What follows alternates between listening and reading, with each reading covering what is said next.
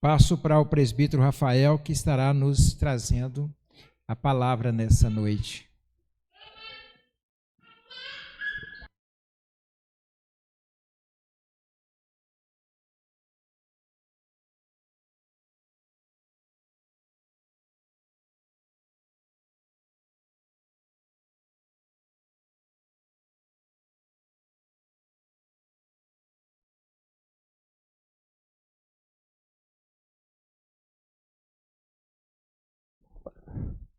Só um instante, irmãos. Vou organizar aqui. Amados, eu saúdo a amada igreja com a graça e a paz do nosso Deus. Mais uma vez é um privilégio estar aqui para estar compartilhando a palavra de Deus aos irmãos e que o Senhor nos abençoe neste momento agora e nos instrua em nome de Jesus. Vamos abrir a palavra de Deus em Êxodo capítulo 20. Eu estou pregando sobre os 10 mandamentos. E hoje eu gostaria de estar falando sobre o segundo mandamento. Na última vez que eu estive aqui, nós compartilhamos o primeiro mandamento. E agora nós vamos falar sobre o segundo. Está em Êxodo capítulo 20, versos 4 a 6. Êxodo 20, 4 a 6. Amém? Vamos fazer a leitura. Diz assim a palavra de Deus: Não farás para ti imagem de escultura, nem semelhança alguma do que há em cima nos céus, nem embaixo na terra, nem nas águas debaixo da terra. Não as adorarás, nem lhes darás culto, porque eu sou o Senhor teu Deus, Deus zeloso, que visito a iniquidade dos pais nos filhos, até a 3ª e 4ª geração daqueles que me aborrecem, e faço misericórdia até 1000 gerações daqueles que me amam e guardam os meus mandamentos.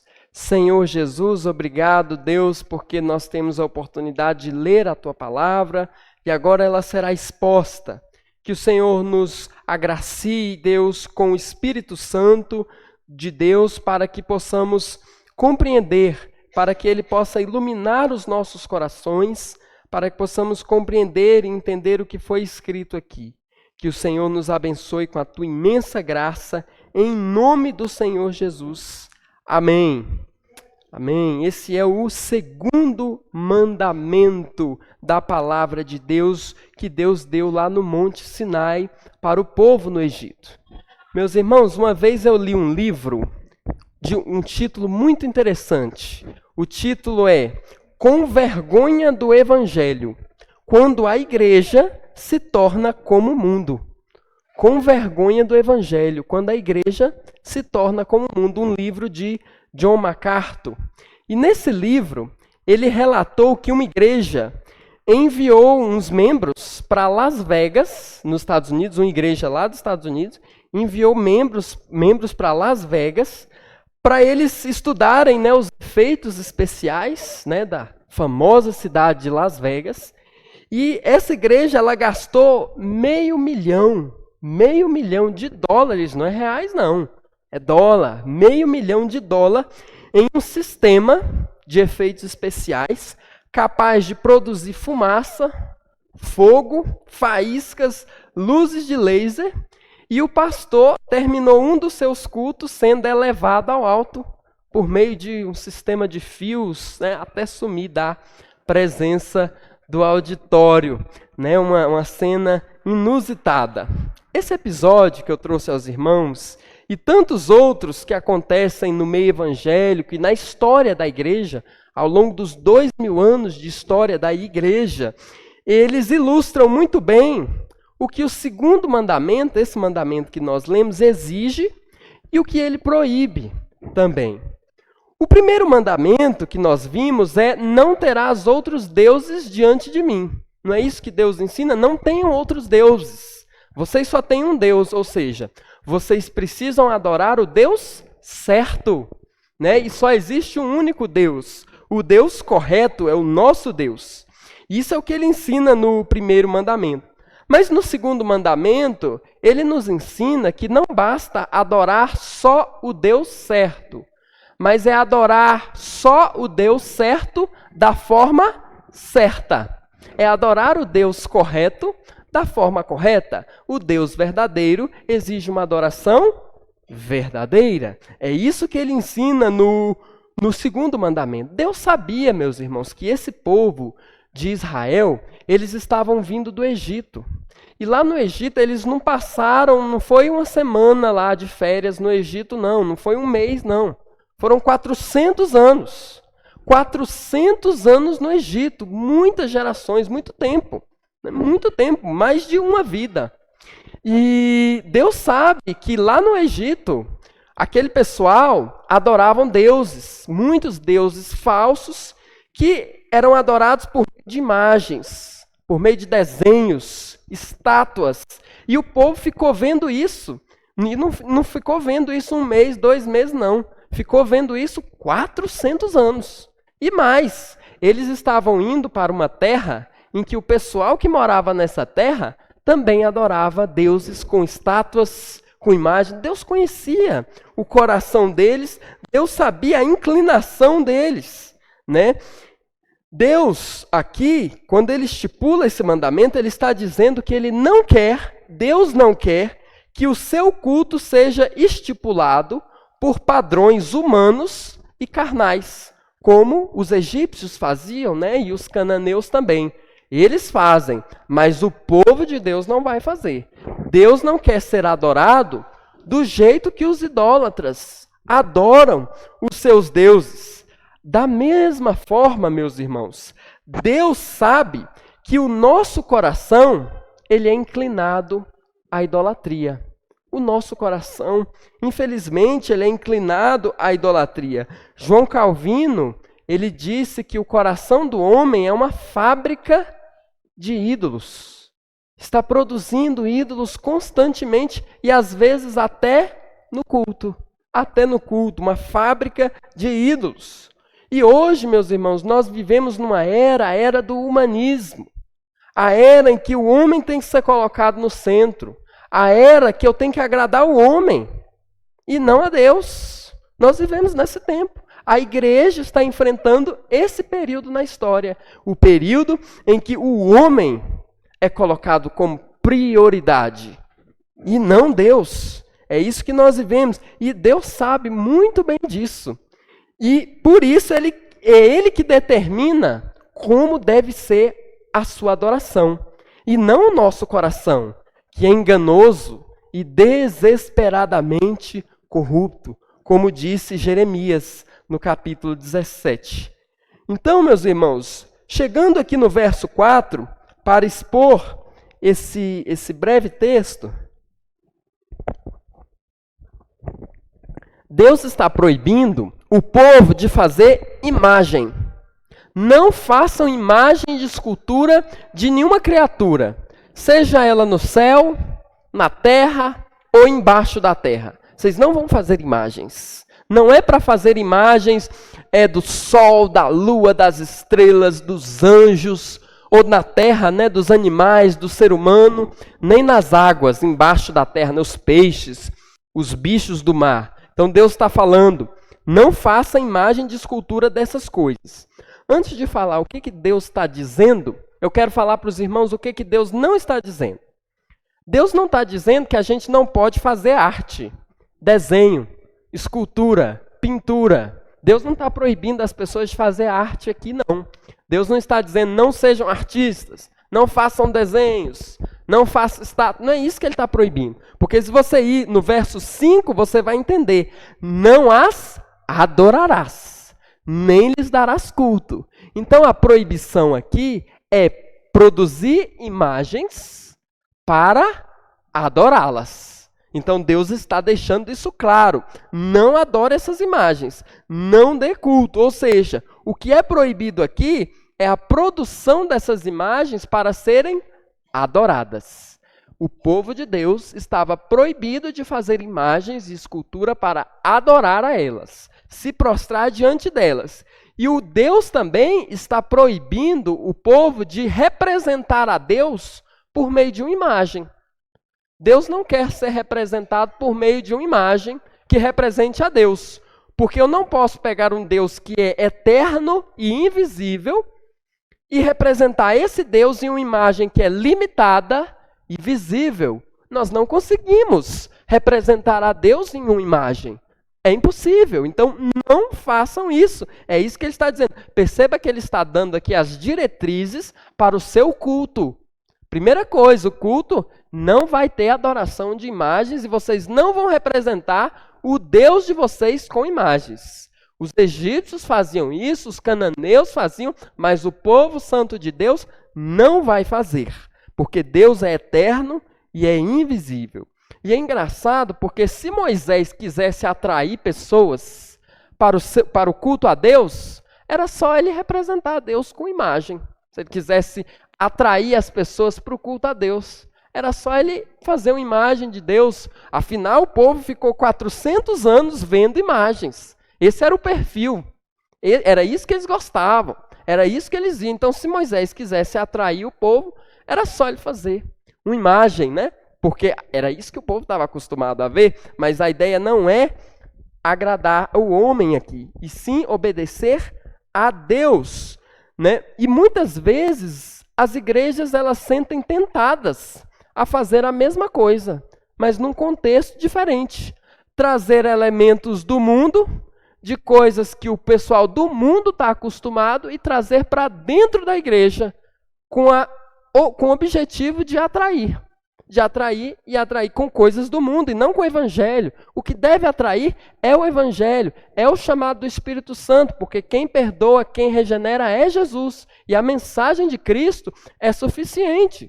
Jesus não chegava e falava, vem ouvir minha pregação, porque no final da pregação vai ter uma multiplicação de pães e peixes. Jesus não fazia isso. Ele dizia, arrependam-se dos seus pecados. E essa mensagem alcançava o coração daqueles que deveriam ser alcançados. Então hoje muitas igrejas se sentem tentadas e começam a inserir dentro do culto o que Deus nunca pediu, com o argumento de, mas é porque as pessoas gostam. Perceba o humanismo aqui. O homem sendo colocado sutilmente no centro. E as pessoas tirando a Deus, a soberania de Deus. Deus não está aqui proibindo a manifestação artística, né? Como eu já disse. Inclusive muitos falam, mas pode usar imagem sim, porque lá no Velho Testamento o pessoal usava imagem. Lá no tabernáculo, né, tinha a Arca da Aliança com 2 querubins. Querubim é uma escultura.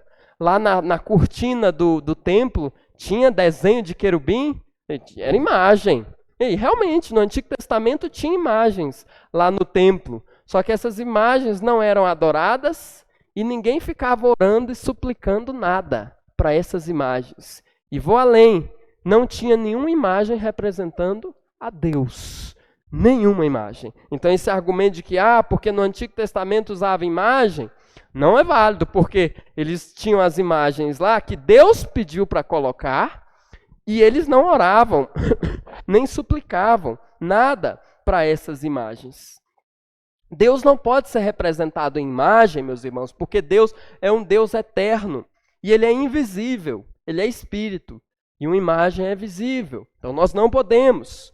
Outra coisa, o ídolo reduziria Deus a uma imagem, a um pedaço de madeira. É uma tolice você fazer isso, pegar um ídolo, um pedaço de madeira, um pedaço de metal e tentar representar um Deus que é grandioso, que é poderoso, que é eterno, numa imagem que nem se segura por si só, você tem que carregar. São imagens que têm olho e não vê, têm boca e não falam, têm ouvidos e não ouvem, têm pés e não andam. Precisam ser carregados pelos homens. E no Salmo 115 é dito que o castigo do idólatra é se tornar igual ao ídolo. Ter boca e não falar, ter orelha e ser surdo, ter olho e ser cego, inerte às realidades espirituais. Aqueles que se prostram a ídolos se tornam semelhantes aos seus ídolos. Se tornam semelhantes a essas coisas. Não podemos reduzir Deus a imagens. E o versículo 5, meus irmãos, ele deixa claro que é Deus que estabelece a forma como Ele quer ser cultuado. Então, quero cultuar a Deus? Vamos ver como ele estabeleceu o culto a ele, como é devido, quais são os elementos do culto. E aí ele proíbe a idolatria, de forma que cultuar a Deus de uma forma errada é idolatria. Da forma que ele não pediu, da forma que ele não prescreveu nas Sagradas Escrituras, que é o nosso único manual. Então, estou um pouco gripado, meus irmãos. Então, meus irmãos, o que acontece aqui? Quando é dito, não farás para ti imagem de escultura, não é simplesmente fazer um desenho, não. Não é simplesmente fazer uma estátua. Muitas vezes a gente é levado a pensar que a idolatria não é um problema nosso. Não, esse mandamento aqui, esse eu consigo cumprir, porque eu sou evangélico. E na igreja evangélica não tem idolatria. Esse cumprir, faz o checkzinho próximo, vamos ver se o próximo eu cumpro.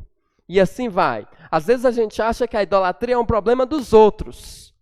Não nosso de maneira nenhuma. Só os outros, as outras igrejas, as outras religiões, eu não. Mas será? Porque Deus está proibindo aqui o que está por detrás da idolatria. E eu vou dar alguns exemplos de coisas e a gente precisa estar atento, muito atento a isso, e todo dia estar pedindo discernimento a Deus, porque essas coisas são sutis. Às vezes a gente nem percebe. E elas vão entrando e a gente acha que é certo. Às vezes são mentiras misturadas com verdades. E aí parece verdade. E eu penso que é verdade. Mas por isso que eu preciso ler a Bíblia, entender o que é correto para ter o discernimento. Alguns exemplos aqui de idolatria. Quando eu deposito a minha confiança em uma criatura que não seja Deus e coloque ela no lugar de Deus. Que criatura? Pode ser qualquer coisa. Pode ser você mesmo. Quando você, em vez de confiar em Deus, você confia em você mesmo. Pode ser o dinheiro, pode ser a riqueza, pode ser a fama, pode ser a sua força física, pode ser uma pessoa, pode ser um líder, pode ser uma coisa até boa, uma bênção que Deus deu para você, mas você se apega àquilo e faz daquilo um senhor na sua vida. Confia naquilo e esquece do Deus que te deu a bênção. Outro exemplo de idolatria é quando eu não priorizo Deus na minha vida e nos meus afazeres. Eu tenho tempo para tudo, menos para Deus. Isso é idolatria. Quando você não prioriza. Tem coisa melhor para fazer, tem um programa na televisão melhor para eu ver, tem uma atividade melhor para eu fazer. Deus fica em segundo lugar. Se der tempo eu faço. Isso é idolatria, porque Deus deve ser prioridade nas nossas vidas. Deus é prioridade. Então, quando eu não priorizo o Senhor na minha vida, eu estou cometendo idolatria. Às vezes, sem perceber, eu estou cometendo. Agora, uma coisa, muito interessante que nós precisamos mencionar aqui e falar contra isso, que é um apego muito grande a símbolos espirituais que vão além dos sacramentos. Meus irmãos, os únicos objetos que Jesus deu para a gente usar no culto é o pão e o vinho da ceia e a água do batismo. O que passar disso não é ordenança de Cristo. Então a gente tem que estar atento, alinhado com isso, com essas coisas que aparecem por aí no mercado da fé, e vão atraindo multidões sem perceber. Então é tanta coisa, é procissão com a réplica da Arca da Aliança no meio do culto, como era feito lá no Antigo Testamento. Objetos e tantas outras coisas ditas por sagradas. Às vezes a gente fala tanto dos que usam imagem, dos que usam escultura, e está fazendo a mesma coisa com outro nome. Então é óleo ungido, comprou o carro, tem que ungir. Comprou a casa, tem que ungir. Comprou a roupa usada, tem que ungir, porque eu não sei quem usou antes. Vai que, Isso está na palavra do Senhor? Ele ensina isso? Então a gente tem que ter cuidado com essas coisas. É óleo ungido, rosa ungida, sal grosso, lenço suado, coisas que vão adentrando dentro da igreja, da qual o Senhor nunca exigiu. E Deus tem que nos dar discernimento e ousadia para falarmos isso. E falarmos isso não é certo. Que Deus levante na igreja pessoas como Isaías e Jeremias, que denunciaram a idolatria do povo de Deus naquela época. Que Deus levante hoje para poder falar, não, isso é certo, isso é errado. Agora, meus irmãos, um outro exemplo de idolatria que nós vemos é fazer uma adoração na qual o homem e não Deus é o centro. Quando eu coloco o homem no centro da adoração, promovendo uma adoração focada nos gostos humanos. A adoração tem que ser do jeito que eu gosto. Tem que ser da forma minha, da forma que eu imagino. Mas não é a nossa imaginação. Não é o que a gente pensa. Não é a nossa concepção. Mas é o que a Bíblia diz. O culto no Antigo Testamento, Deus não deu permissão para o povo de Israel inventar nada. Ele detalhou aqui em Êxodo como é que ia ser o templo, como é que ia ser, quem ia fazer, como é que ia fazer. É só ler Êxodo, Levítico, vocês vão ver como é que Deus estipulou. E é Deus que estipula. Disse o Senhor a Moisés, disse o Senhor a Moisés, disse o Senhor a Moisés. É um versículo que repetia várias vezes, que era o Senhor que estava dizendo. A forma como ele deve ser adorado e a forma como nós devemos fazer. Então nós não podemos fazer uma adoração focada no homem. Culto centrado no homem gera uma vida centrada no homem. Muitas pessoas hoje procuram igrejas baseadas na forma de culto. Eu vou procurar a forma do culto daquela igreja tal e veja só, sem examinar as escrituras primeiro. Sem examinar, mas examina só o próprio coração.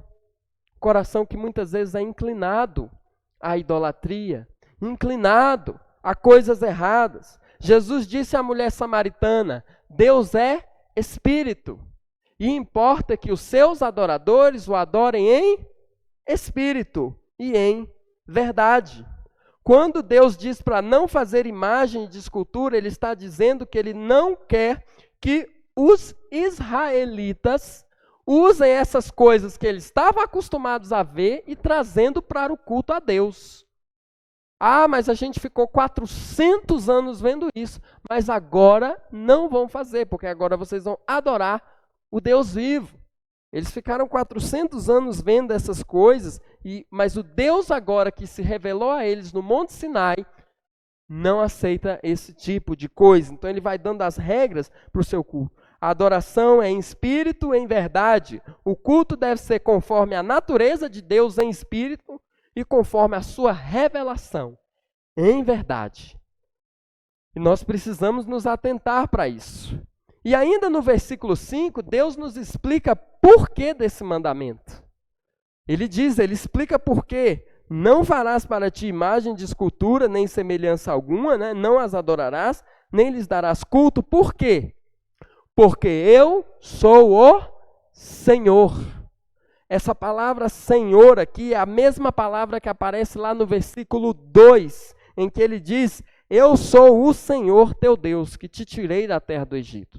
Então não vamos adorar a esses deuses, porque Deus é o Senhor, o nosso Deus, que nos tirou da terra do Egito. O Egito representa para nós hoje a nossa vida passada, a nossa vida antiga. E ele diz, e ele vai além, zeloso. Eu sou o Senhor teu Deus, Deus zeloso. Essa palavra dá a ideia da aliança que nós temos com Deus. Nós temos uma aliança com Deus. Quando é feito um casamento, o marido e a mulher eles têm um compromisso, uma aliança. De forma que nem o marido nem a mulher pode ir procurar amantes fora daquele compromisso que eles têm. Porque é um compromisso. Da mesma forma, nós temos um compromisso com Deus, de adorá-lo exclusivamente. Quando a gente vai atrás de outros deuses, de outras coisas, e deuses e ídolos aqui não é só uma estátua, pode ser qualquer coisa que você coloque no lugar de Deus, nós estamos cometendo idolatria, e isso é comparado com uma traição. você está quebrando um compromisso que você tem uma aliança com Deus, e essa aliança é exclusiva, e Deus é zeloso. Da mesma forma que o noivo tem zelo pela sua noiva, e não quer que a sua noiva vá atrás de outros amantes, Deus tem zelo pela sua igreja, e não quer que a sua igreja vá atrás de outras coisas que ocupem um lugar que é só de Deus na nossa vida. Então nós precisamos tomar cuidado com isso. Deus é zeloso, Ele preocupa-se com o seu nome, tem zelo pelo seu nome, tem zelo pelo seu povo, tem zelo pela sua honra, tem zelo pelo seu culto, tem zelo pela forma dele ser cultuado. Isso se chama princípio regulador do culto. E finalmente, meus irmãos, Deus promete punição para aqueles que desobedecem e bênçãos para aqueles que obedecem. Ainda no versículo 5, eu sou o Senhor teu Deus, Deus zeloso, que visito a iniquidade dos pais nos filhos até a 3ª e 4ª geração daqueles que me aborrecem. Veja só, essa é o que ele está dizendo como punição. Não está sendo dito aqui, meus irmãos, que não vai ter salvação para os filhos dos idólatras, né? Pois a própria Bíblia tem exemplo de pessoas abençoadas, honestas, justas, tementes a Deus, que os pais eram idólatras. Por exemplo, o rei Ezequias. O rei Ezequias foi um rei muito justo, um rei temente a Deus, mas o pai de Ezequias era idólatra, adorava outros deuses, participava de rituais aí de outros deuses. Mas o filho desse rei Acás foi uma bênção, foi um servo de Deus, né? Então não está dizendo que não tem salvação. O que está sendo dito aqui, e veja que interessante isso, está sendo dito é que quando uma pessoa inaugura a idolatria na sua família, os filhos vão ver o pai fazendo isso e vão achar que isso é o certo. E os netos vão ver e vão achar que isso é o certo. É uma consequência natural do pecado.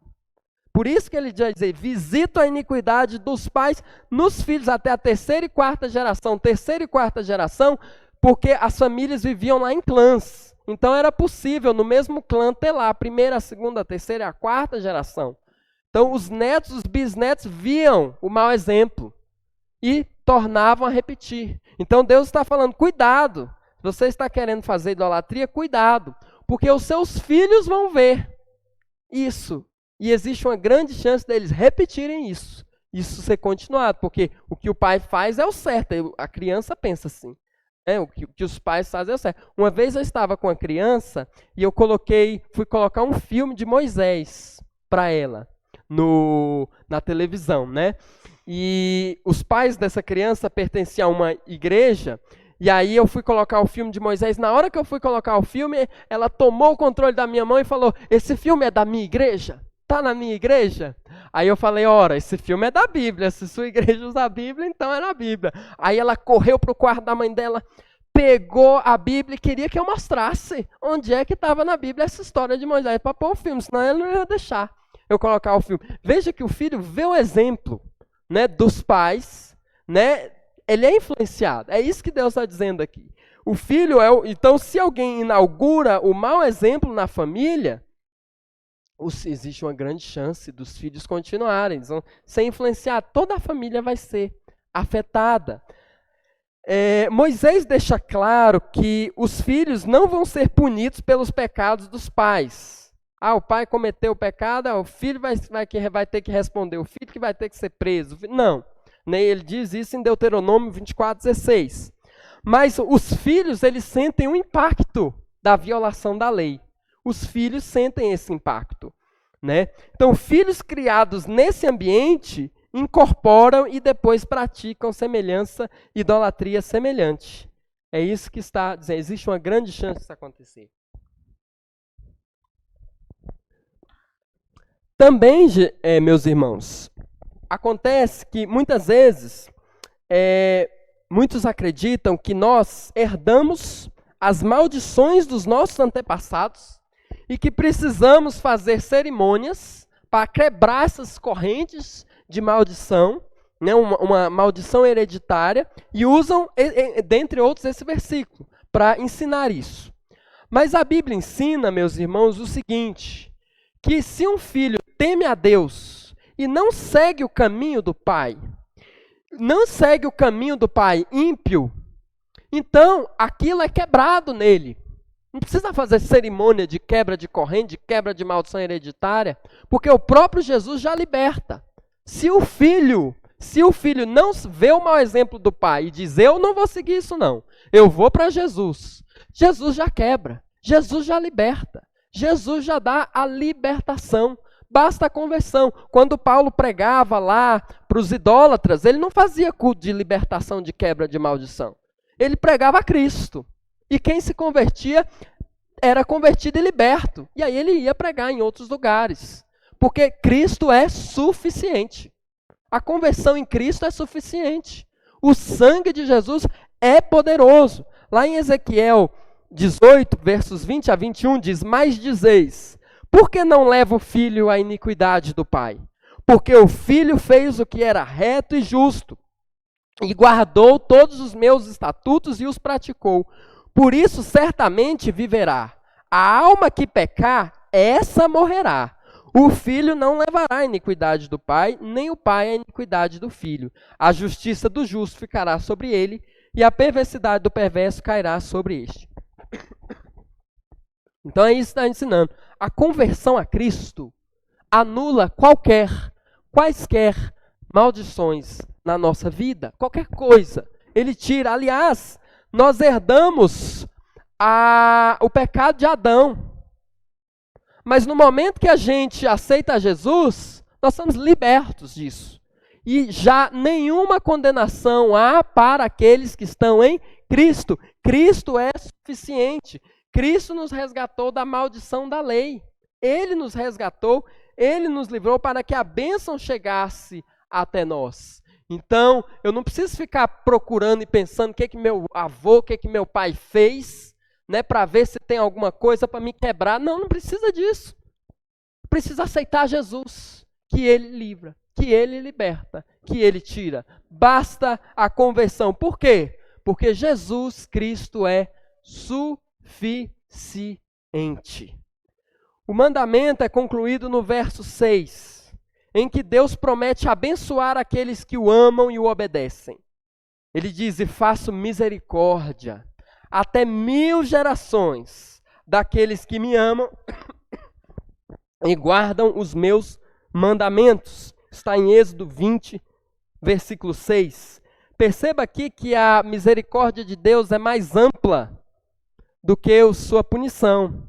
Deus tem mais prazer em fazer misericórdia do que em punir. Não estou dizendo que Deus não puna, mas Ele tem mais prazer na misericórdia, na graça. Porque no pecado é que Ele pune a 3ª e 4ª. Mas a bênção aqui para os que obedecem é 1000 gerações. Como vale a pena obedecer a Deus?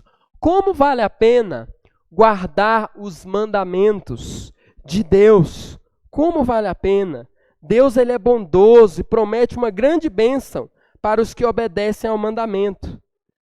1000 gerações alcançadas pela misericórdia, mostrando quão bom, quão vale a pena agradar a Deus, adorar a Deus em seu culto. Precisamos, meus irmãos, saber disso, que vale a pena obedecer a Deus, porque Ele tem mais prazer em abençoar os justos do que em punir os ímpios. Será que temos obedecido os mandamentos de Deus em nossa vida? Fugido da idolatria? E se não, vamos começar? Vamos começar a obedecer? Vamos mudar de vida? Como eu disse aqui, né, quando Deus diz que visita a iniquidade dos pais nos filhos até a 3ª e 4ª geração, que exemplo eu estou dando para os meus filhos? Que exemplo eu estou dando? Porque eles vão copiar esse exemplo. Eles vão ser impactados por esse exemplo. Você tem que pensar assim, eu posso até não ter vindo de uma família crente, mas uma família crente pode vir de mim, em nome de Jesus.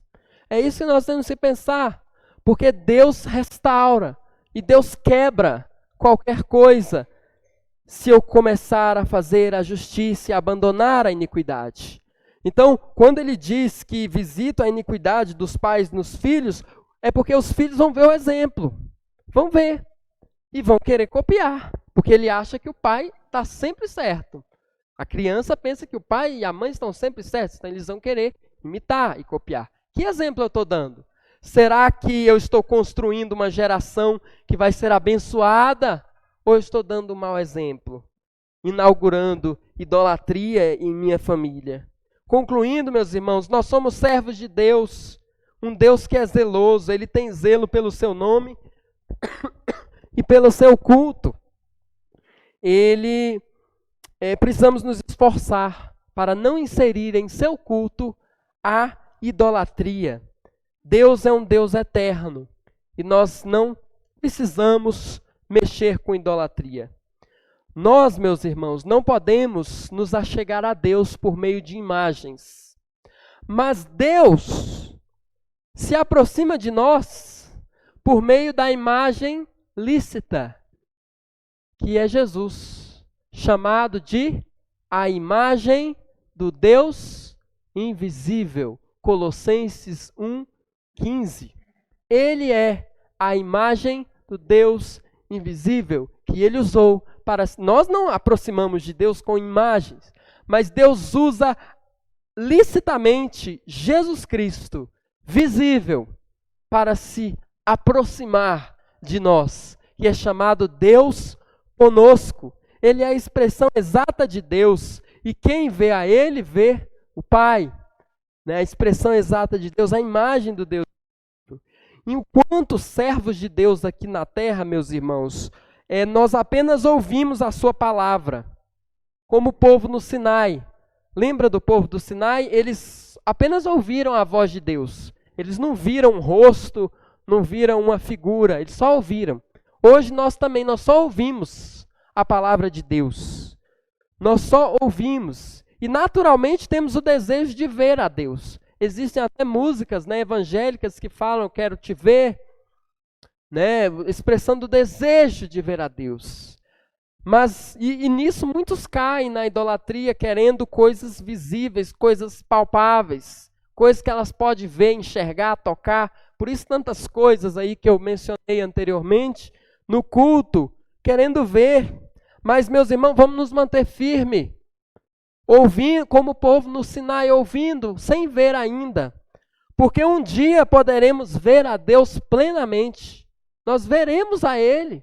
Nós veremos a Deus. Diz a palavra, bem-aventurados os limpos de coração. Por quê? Porque verão a Deus. Nós veremos. Então nós vamos ser elevados de um povo que apenas ouve, para um povo que vê. Para um povo que vê. Hoje nós só ouvimos, mas nós seremos elevados para um patamar em que nós poderemos ver a Deus. Que isso sirva de consolo ao nosso coração e à nossa vida. Em nome de Jesus. É essa a palavra. Deus abençoe. Amém, queridos. Irmãos, nós vamos orar neste momento para que Deus tire do nosso coração a idolatria. Idolatria é priorizar alguma coisa. Toda vez que nós priorizamos alguma coisa, de fato, nós estamos cometendo idolatria porque Deus não está ocupando o centro. Então, é isso que acontece. Então, nós, de fato, praticamos idolatria quando nós não priorizamos. Como é que nós priorizamos a Deus? Priorizamos a Deus priorizando as coisas de Deus.